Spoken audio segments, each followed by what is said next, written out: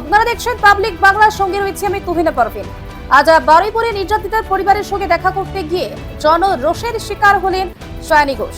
সায়নী ঘোষের সফরকে ঘিরে এলাকায় উত্তেজনার পরিবেশ তৈরি হয়। সোশ্যাল মিডিয়ায় ছড়িয়ে পড়া কয়েকটি ভিডিওতে দেখাও শোনা যাচ্ছে সায়নী ঘোষকে লক্ষ্য করে উপস্থিত কিছু মানুষ বিভিন্ন স্লোগান দিচ্ছে। ভিডিওতে চোর চোর স্লোগান শোনা যায়, পাশাপাশি ভিন্ন স্লোগান দেওয়ার শব্দও শোনা যাচ্ছে। তবে এই ভিডিওগুলোর সত্যতা এবং পুরো ঘটনার প্রেক্ষাপট স্বাধীনভাবে যাচাই করা সম্ভব হয়। এই ঘটনার সময় এলাকায় পুলিশ উপস্থিত ছিল এবং পরিস্থিতি নিয়ন্ত্রণে রাখার চেষ্টা করে। এরপর সায়নী ঘোষ নির্যাতিতার পরিবারের সঙ্গে সাক্ষাৎ করেন এবং তাদের পাশে থাকার বার্তা দেন। ঘটনাটি ঘিরে ইতিমধ্যে রাজনৈতিক মহলে নানা প্রতিক্রিয়া শুরু হয়েছে। এক পক্ষ এই ঘটনাকে জনরোষের বহিঃপ্রকাশ বলে দাবি করছে, অন্য পক্ষের বক্তব্য একটি সংবেদনশীল ঘটনাকে রাজনৈতিক রূপ দেওয়া উচিত নয়। এ বিষয়ে আপনার মতামত কি? মন্তব্যে তা জানাতে পারে। এমনই গুরুত্বপূর্ণ খবর সবার আগে পেতে আমাদের সঙ্গে থাকুন। ধন্যবাদ। বারুইপুরের ঘটনাটা নিকৃষ্ট থেকে নিকৃষ্টতম ঘটনা, ন্যাক্কারজনক ঘটনা। একটা বাচ্চা মেয়ে ক্লাস 5 কি 6-এ পড়ে, যেভাবে তাকে ধর্ষণ করা হয়েছে, তুলে নিয়ে যাওয়া হয়েছে, 24 ঘন্টা ধরে তাকে খুঁজে পাওয়া যায়নি। তারপরে তার ক্ষতবিক্ষত দেহ উদ্ধার হয়েছে পুকুর থেকে। এ ঘটনার কোনো জাস্টিফিকেশন হতে পারে না। এটা লজ্জা, জাতির লজ্জা, আমাদের দেশের লজ্জা। এবং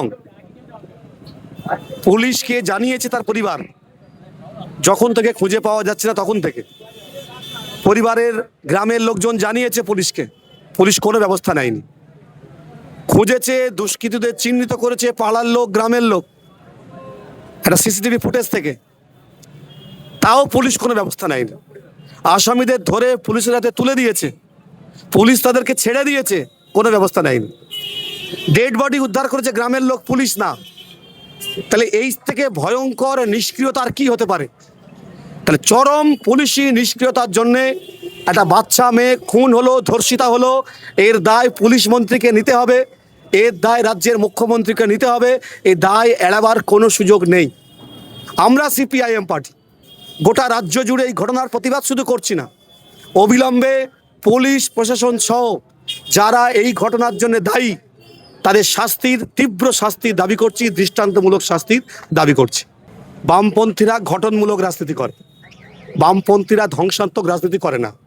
আজকের যারা বিজেপি, তারা মন্দির মসজিদে ভাঙচুর করে। আজকের যারা তৃণমূল কংগ্রেস, তারা বিধানসভা ভাঙচুর করেছে, বাস ট্রাম ভাঙচুর করেছে। বামপন্থীদের ভাঙচুরের রাজনীতি করে না। প্রতিবাদ আন্দোলন তীব্র থেকে তীব্রতর হচ্ছে বলে এক ধরনের দুষ্কৃতী তারা এর মধ্যে ঢুকে ভাঙচুর করে এই আন্দোলনের মোড় অন্যদিকে ঘোরাতে চেয়েছি। আমরা ভাঙচুরের ঘটনা ঘটাই না, আমরা তার তীব্র বিরোধী। আমরা মূল বিষয়টাকে ফোকাস করতে চাইছি, সেখান থেকে ফোকাস আমাদের নড়বে না।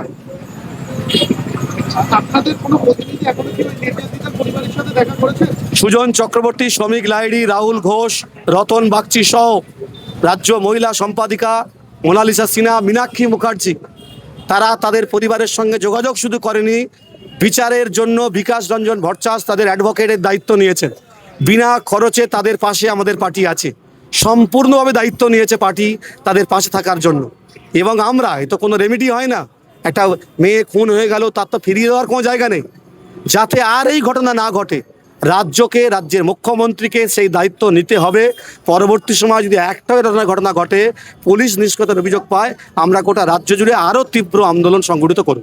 গোটা রাজ্যে 15 বছর ধরে যত নির্যাতন হয়েছে, সমস্ত নির্যাতনের কারিগর হচ্ছে তৃণমূল কংগ্রেস। আরজি করের ঘটনা, হাঁসকালির ঘটনা, কালিয়াগঞ্জের ঘটনা, মধ্যমগ্রামের ঘটনা, আমি হাজার একটা ঘটনা বলতে পারি। যে ঘটনায় ধর্ষিতা হয়েছে তার বিরুদ্ধে মমতা ব্যানার্জি উঠে পড়ে লেগেছে, সে কত খারাপ মেয়ে সেটা প্রমাণ করবার জন্য। পার্ক স্ট্রিটের ঘটনা, যারা যে ঘটনা, ধর্ষণের ঘটনাকে ছোট ঘটনা ধামাচাপা দেওয়ার চেষ্টা করেছে, পুলিশ গিয়ে গার্ড করেছে, তারা যদি আজকের এসে ধর্ষণের পাশে দাঁড়ায়, নাটক ছাড়া কি, একদম সঠিক কাজ করেছে। তাদেরকে তাড়িয়ে দেওয়া উচিত, তাদের বিরুদ্ধে জনরোষ আসতে পড়া উচিত। যেটা বারুইপুরে আজকে ঘটেছে, একেবারে সঠিক ঘটনা ঘটেছে। তৃণমূলের কোনো মৌলিক অধিকার নেই ধর্ষণের বিরুদ্ধে প্রতিবাদে রাস্তায় নামা। দেখুন, আমাদের পশ্চিম বাংলায় যখন কোনো রকমের অপ্রীতিকর ঘটনা ঘটে, বিশেষ করে যখন আমার বাংলার কোনো মেয়ে, আমার বাংলার কোনো বোন যখন ধর্ষিতা হয়, তখন স্বাভাবিকভাবে সারা পশ্চিম বাংলার মধ্যে একটা আলোড়ন সৃষ্টি হয়। একটা ছোট্ট বাচ্চা অল্প বয়সে তার মৃত্যু এবং নৃশংসভাবে মৃত্যু, এই মৃত্যুটা কোনো মতে বাংলার মানুষ মেনে নিতে পারে না। রাজনৈতিক নেতৃত্ব যারা আছেন তাদের একটা নৈতিক দায়িত্ব থাকে, যেহেতু তারা সমাজের প্রতিনিধিত্ব করেন, তাই সমাজের প্রতিনিধি হিসাবে তাদের প্রত্যেকটা পরিবারের বাড়িতে যায় এবং তাদের পাশে দাঁড়ানো এটা নৈতিক দায়িত্ব বলে আমি মনে করি। সেই জায়গা থেকে নওশাদ সিদ্দিকী মহাশয় তিনি একজন জনপ্রতিনিধি এবং মানব কল্যাণে মানুষের পাশে আপদে বিপদে তাকে আমরা বিভিন্ন সময় দাঁড়াতে দেখেছি। সেই সূত্রে নওশাদ সিদ্দিকী মহাশয় এরকম একটা বিধায়ক একটা মর্মান্তিক ঘটনার সেই পরিবারের পাশে দাঁড়ানোর জন্য তিনি গিয়েছিলেন। তাকে আমি সাধুবাদ জানাচ্ছি এবং ধন্যবাদ জানাচ্ছি এবং ওই পরিবার যাতে ন্যায় জাস্টিস পায় তার জন্য আমার বিধায়ক মাননীয় নওশাদ সিদ্দিকী মহাশয়ের কাছে আমি আপিল করব, আপনি ওই পরিবারের পাশে 100% দাঁড়িয়ে তাদেরকে ন্যায় বিচারের জন্য আপনার পক্ষ থেকে এবং আমাদের আইএসএফ পার্টির পক্ষ থেকে যাবতীয় করণীয় আপনি করবেন। সঙ্গে সঙ্গে আপনি আর একটা প্রশ্ন করলেন ঋতব্রত মহাশয় এবং সায়নী ঘোষের সম্পর্কে। দেখুন, এই ঋতব্রত এবং সায়নী ঘোষ মহাশয়া তানারা দীর্ঘ 15 বৎসর ধরে যে রাজনৈতিক দলে ছিলেন সেই রাজনৈতিক দলের নাম ছিল তৃণমূল কংগ্রেস। আর এই সমাজ বিরোধীদের বেশিরভাগ উৎপাত, এই সমাজ বিরোধীরা মানুষের যারা কুলাঙ্গার, যারা দুর্নীতিগ্রস্ত, তারা এই তৃণমূল কংগ্রেসের আমলে তারা এই মহিলাদের উপরে ধর্ষণের কাজে বেশি উৎসাহিত হয়েছিলেন। তাদের এই সুপ্রিমো মমতা ব্যানার্জিকে আমরা বিভিন্ন সময় দেখেছি থানা থেকে দুষ্কৃতীদেরকে ছাড়িয়ে আনতে। সেই যে টিম মমতা ব্যানার্জি পরিচালনা করতেন সেই টিমের মধ্যে এই সায়নী ঘোষ এবং ঋতব্রত একজন প্লেয়ার ছিলেন। সেই প্লেয়ারদেরকে বাংলার মানুষ চেনে, বাংলার মানুষ জানে এই তৃণমূলের কালচার কি।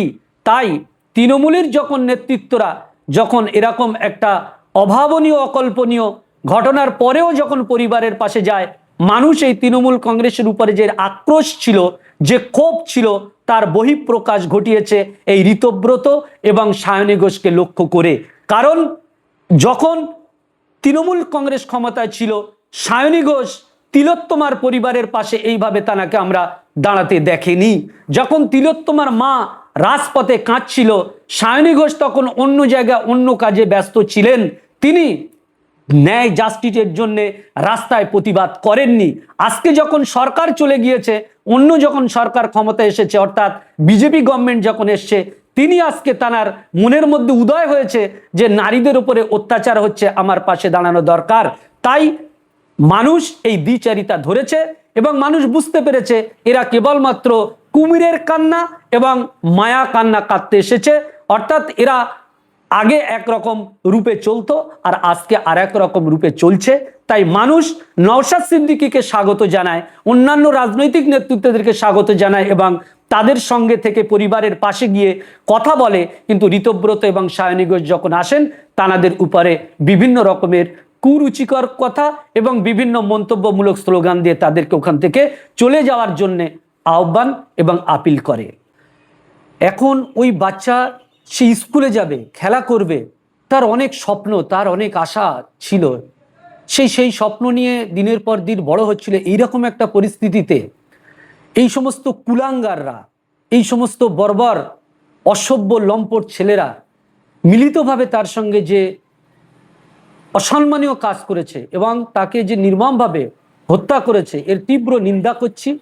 এবং আমি সঙ্গে সঙ্গে আজকেকার দিনে আমাদের যে বিজেপি গভর্নমেন্ট, এই গভর্নমেন্টের কাছে আমি বিনীতভাবে নিবেদন করব যে কোনো রকমের রাজনৈতিক রং নয়, কে কোন সমাজের মানুষও দেখার কোনো দরকার নেই।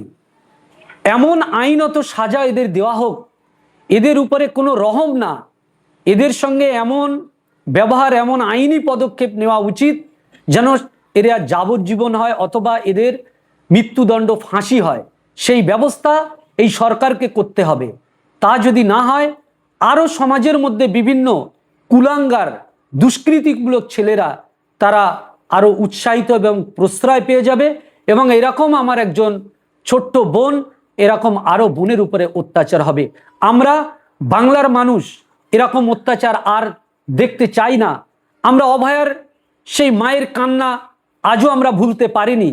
আজকে নূতন করে আবার এই যে বারুইপুরের যে ঘটনা, এই ঘটনা আমাদেরকে আবার একটা দিক দেখিয়ে দিয়েছে যে প্রশাসনকে সক্রিয়ভাবে শক্ত হাতে এই সমস্ত বিষয়ের কড়া ব্যবস্থা নিতে হবে এবং দ্রুত গতিতে তাদের বিচার করতে হবে এবং তারা যাতে ফাঁসি হয় তার সেই ব্যবস্থা করতে হবে। সেই ব্যবস্থা যদি করা যায়, মানুষের মধ্যে একটা ভয় ভীতি যদি এসে যায়, তাহলে যে কোনো দুষ্কৃতী, যে কোনো অপকর্মকর ছেলেরা তারা এই কাজ করতে একবার ছাড়া 5 বার ভাববে এবং তাদের বুক কেঁপে যাবে। এই রকম বিচার করতে হবে এবং যাতে বাংলায় আর কোনো দিন এরকম কোনো আমার বোনেদের সঙ্গে, আমার বাড়ির মেয়েদের সঙ্গে কোনো ঘটনা না ঘটে, সেই ব্যবস্থা আজকেকার এই সরকারকে করতে হবে।